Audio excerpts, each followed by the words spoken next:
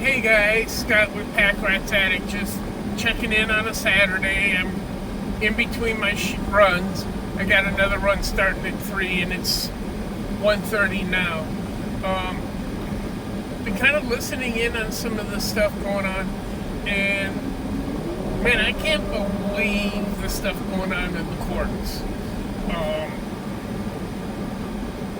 My only really concern is I know how slow these courts move, and if we lose the elections in, was it 28, when we no longer have a Republican, if we no longer have a Republican government,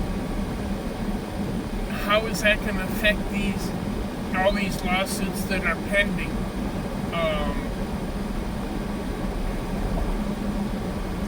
The DOJ just dropped a new one this morning on Maryland on their gun-free zones.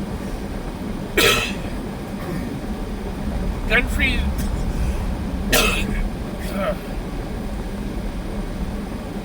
gun-free zones are actually very unconstitutional, not just in the fact that they infringe on your rights, but they're unenforceable. And for a law to be enforceable, it has to, or it be constitutional, it has to be enforceable. So, someone driving by, here I go, yawning, anyway, just driving by, walking along, riding a bicycle through a gun-free zone, and half the time they're not even really all that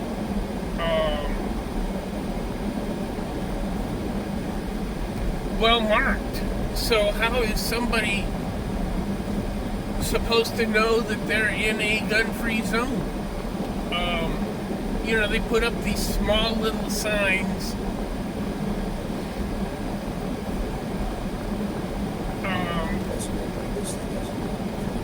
saying that,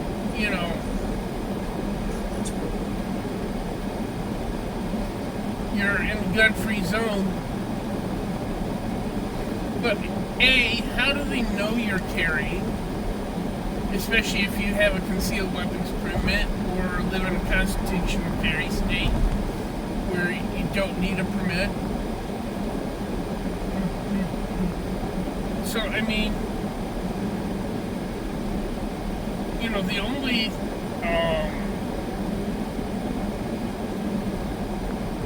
way that someone's going to know that you're carrying a firearm is if they see it. And for example, where I live here in Texas, I don't think anybody's going to say anything about if they see a firearm in a gun-free zone.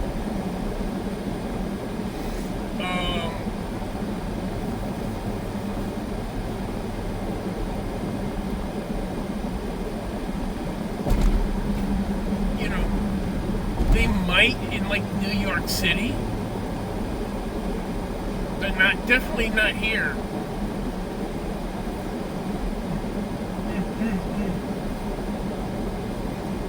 So, it's just kind of my 2 cents on that one. But all these court cases, man, we really need to support this current DOJ. Yeah, they've made some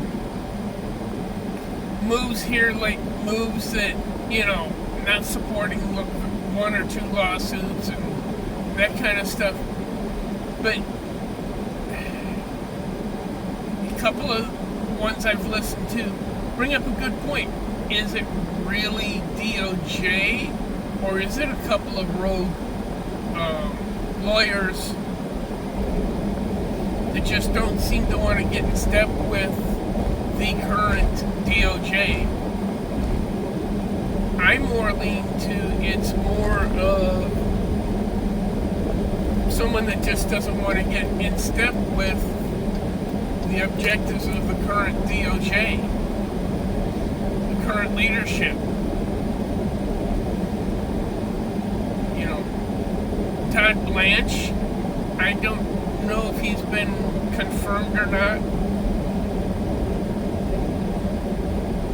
but he's a big part of the 2A community.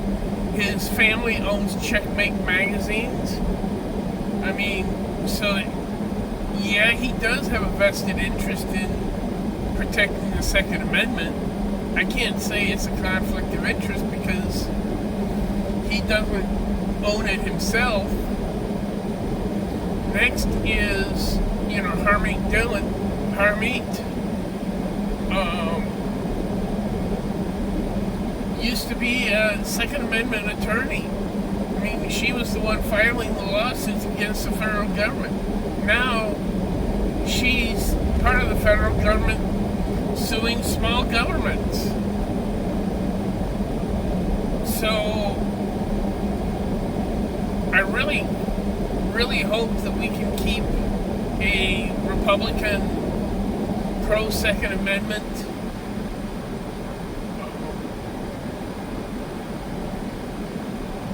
government at least the next 4, maybe 8, or even 16 years. It would be a huge help in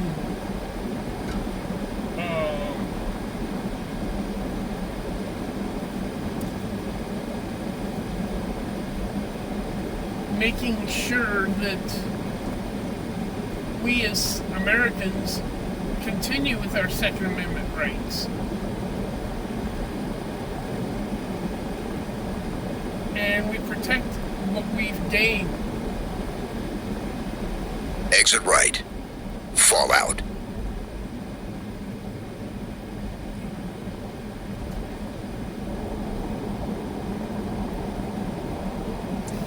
In half a mile, keep right. Okay. Stay the course. If anybody has any comments, sorry about that long pause. I was trying to make sure I was getting on the correct road. But if anybody has any comments, or suggestions, please go ahead and make them. Like, share, and Keep subscribe, right. please. Stay the course. It's really being awesome. I've gained, I've already reached my end of August goal of 90 subscribers.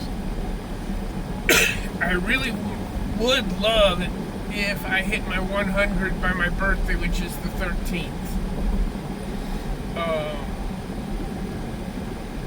So, please like, share, subscribe, especially share. All the guys that are watching without subscribing, the majority of people aren't subscribed. So please subscribe and watch.